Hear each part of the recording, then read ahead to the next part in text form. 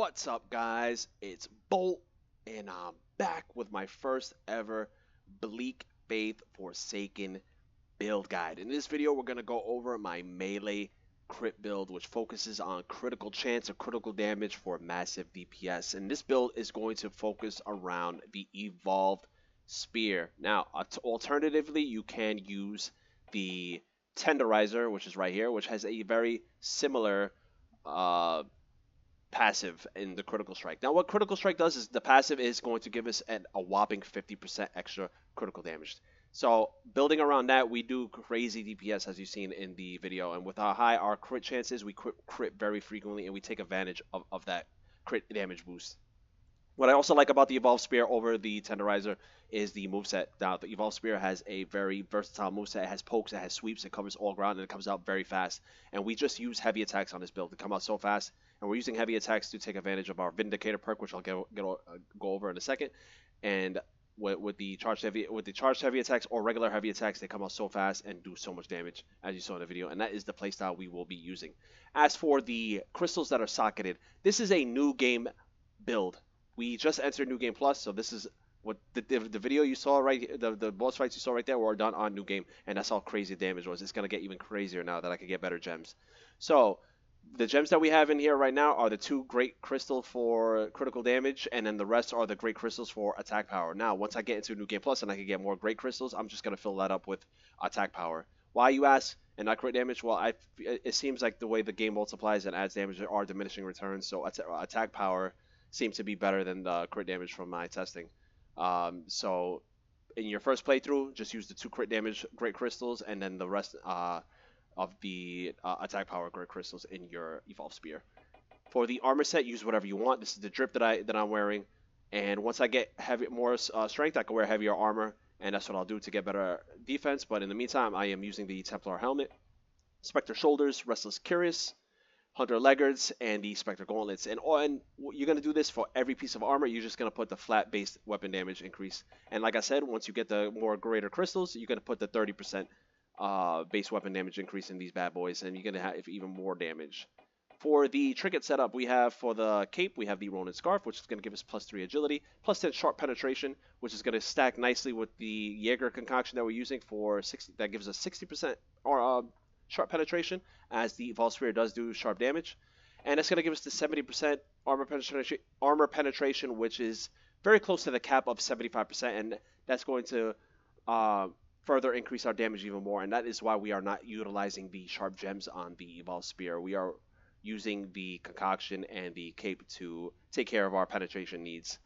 Amulet of Stability for our necklace, +5 agility, and the passive is going to be consistent strikes, which give us the average of our damage. Now, for my testing, this was the best amulet in terms of just DPS, getting kill times.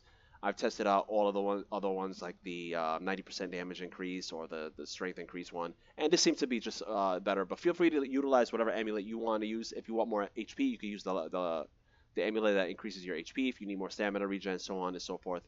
Same thing with the rings. If you guys don't need this much damage, I'm just a damage junkie for this build. We are using the Ring of the Serpent, and that's going to give us +2 agility and a 10% increase to our agility. This is actually very important because that's going to increase our crit chance. And then the Ring of Giant, +2 to strength, 10% bonus to our strength even more. For the secondary weapon, we have the Taskmaster Longbow. Now, bows are very overpowered in this game, especially if you're on mouse and keyboard. You could aim very easily, but I am on controller when I play Souls-like, so my aim sucks. But if you are on mouse and keyboard, feel free to take advantage of how overpowered the damn bows are. And we do have 15% crit damage, and then which is the last of my gems, and the attack power. Again, once I get into New Game Plus, and when I get the ability to craft more great crystals, then I'm going to just put more of the stronger attack power in there. The concoctions that I use are the double stamina, the +5 increase to all of my attributes, the +50 to my health, +50 to my stamina, the indestructible for 2000 armor rating for all of my armor stats, and the Jaeger's concoction. Now, if you do not have these specific ones, then just use the best ones that you have. It's not typically important as much as the Jaeger concoction is. This one is extremely important. That's where a lot of your damage is going to be coming from. And if you don't have the 60% one, that's fine. Just use the 30% or whatever one you have, and only use these for boss fights. There's no need to use these concoctions for mobbing. Don't worry about that. The damage that we do is absurd. That mobs are going to be a complete joke. So don't even stress that out. Let's go into the stat allocation. Now, we're going to have 33 strength, 30 agility, and 14 constitution. Now, I know you're going to say that's a little bit low on the constitution, a little bit, the HP is at 700. Now, that's where I feel comfortable at. This is somewhat of a glass cannon build, but the best defense is sometimes a better offense. I could sustain, for my playstyle, I could sustain 1 or 2 hits, and I'm usually comfortable with that before I die. So if I get hit more than once or twice, then shame on me, right? But if you are struggling in the game with this build, you shouldn't be because things would die almost instantaneously. Then feel free to spec more into Constitution. But the strength and agility, I really highly recommend keeping it this way, especially the agility, because that's going to give us a 59% critical chance and 157.5% critical damage. But we also get a boost from one of our perks, which I'll get into in a second, which is going to give us a critical chance of 69%. Nice.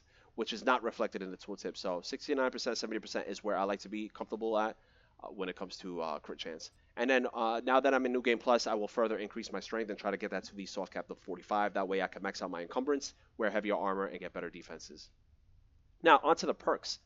This is where builds really tie together in Bleak Faith, the perk system. So for the first perk, we are choosing the Vindicator perk.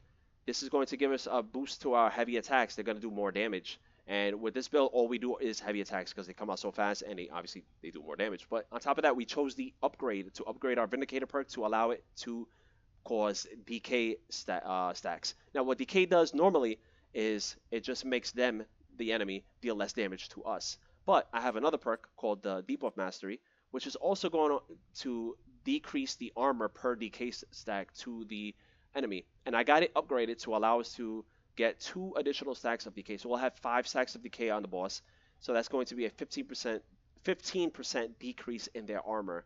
Top with our armor, our sharp penetration boost, and all of our damage. This is why we crit and do crazy freaking damage to the boss. It's astronomical. You've seen me one-shot the damn final boss in this game with this setup.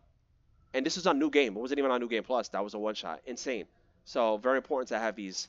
Next, this is probably the culprit for the massive boosted DPS, and this is the Mindbreaker. Now, the basic Mindbreaker perk is going to allow you to stagger enemies and also give them a debuff if they resist stagger, which is going to debuff them to do less damage to us. But the upgrade, which we chose, also gives us a 50% chance to repeat the damage that we deal. So if you deal a 9k crit, for example, and Mindbreaker procs, you're going to deal 18 freaking k damage to the enemy. Absurd. And this is why we're allowed to one-shot, two-shot, or max three-shot a boss. It's insane. I can't believe this thing exists. But hey, it's there. We're going to use it, and we're going to have fun with it. Now, the last perk here is up to you guys. This is Jack of all trades perk that I chose, and that is the Natural Talent. Now, this is going to just give us a little bit of flat HP bonus, and I chose this strength upgrade to give us more damage, raw damage. But this is interchangeable. You can use whatever you want. I recommend, if you don't want to use Natural Talent, maybe the Tinkerer perk that's another Jack of all trades that could go on any build. That's going to give you 2 more potions to your belt, but also it's going to double the length of your concoctions, and also I would choose the upgrade to allow it to give us a 20% chance to craft even more concoctions when we are crafting. So that one I recommend. Maybe illusions if you want to have something just to have fun, play around with, and distract the enemy a little bit. Or something like vampirism if you want some health leech, something like that. You don't have to go natural talent. That one is not mandatory, but these first 3 are. If you want massive deeps, then these first 3 right here. These are the ones you want. And as for our abilities, I chose dash. This one is interchangeable. If you don't want to use dash, feel free to use whatever you want. I like it for mobility, to get out if I need to retreat, or if I need to maybe be a little cheeky and reach areas that I'm not supposed to reach, then I'll use dash. But the one that I do not recommend you take off is the power armor. Now, this is going to allow us to absorb 1 hit. We're going to be immune for 1 hit because our intelligence is very low. At max intelligence, you'll be able to absorb 3 hits. But at 1 hit, that's all we need is anyway. It's 1 hit. So before the boss fight, you're going to activate your armor. You're going to walk right up to the boss, and you're going to hold down that heavy attack, and you're going to do a fully charged heavy attack. It's going to crit, hopefully Mindbreaker procs, and you're going to one-shot the boss. If not, you'll follow up with another heavy attack. They're going to die. And that is the strategy with the power armor. It's insane how strong this thing is also. So that one I don't recommend taking off. Dash, feel free to sub out. So the cool thing about this weapon is how fast it attacks. I love the ability to outspace my enemies as it has quite a large reach, and that's why I favor it over the Tenderizer. Even though the Tenderizer is big bonk, this is more of a finesse weapon. And look how fast the fully charged R2 is. That was a fully charged R2. Look how fast that was. Regular R2 is just this, and then all you do is the heavy attack. This is a heavy attack. This is a follow-up heavy attack, and you just go back and forth with that. That second sweep attack is amazing because if an enemy tries to dodge your attack, that sweep will hit them. It's so good, and it's great for crowd control. If you're surrounded by a group of enemies, the second R2 will just decimate all of them. And that's all to it to this build. Go walk up to the boss and cast your armor. I don't have flux to cast it. You're gonna cast your armor. You're gonna walk right up to them. Boom. Charge attack. Deleted. That sums up this build. It's a lot of fun. I really enjoy this weapon. It looks awesome. I love the drip here. I love this game, guys. The exploration, the atmosphere, everything about this game. I just really enjoy it. Has its jank, but I still highly recommend it. And if you guys haven't played it, please pick it up. It's very cheap. Always on sale on Steam. PlayStation, I'm sure it is also on Xbox. Pick it up, guys. Great game. But I hope you guys enjoyed this video. If you did, please consider giving it a like, share, subscribe if you have not done so already. And I'll catch you guys on the next one.